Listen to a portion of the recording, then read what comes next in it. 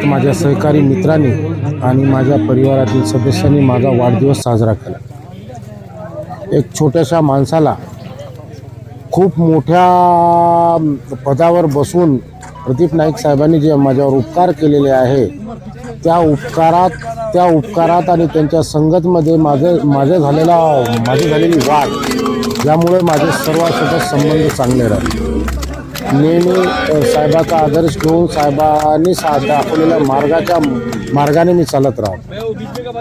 त्या अनुषंगाने आज महाविकास आघाडीचे जेवढे घटक पक्ष होते त्यानंतर आमच्या नेत्या मातोश्री बेबीताई नाईक, कपिल नाईक, ज्योतिबादादा खराटे, समाधान मामा जाधव असे अनेक लोक इथं हजर होते। मित्रामध्ये संजय नेमानीवार असो, अमरावतीचे उपमहापौर जफरभाई असो, यवतमाळहून इथं भेट देण्यासाठी आलेले भाई अमन असो,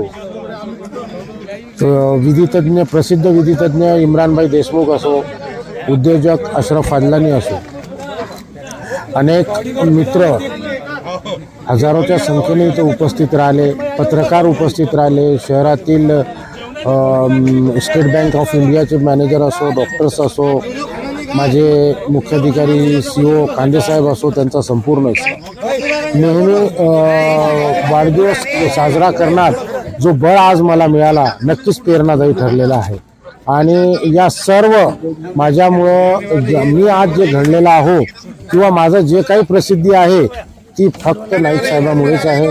पुनश्च एकदा इथं माझ्या मित्रपरिवाराचे आणि माझ्या परिवारातल्या सर्व सदस्याचे मी मनपूर्वक आभार मानतो आणि पुनश्च एकदा नाईक साहेबांनी मला मोठं केलेलं आहे सांगून माझे 2 शब्द संपवतो।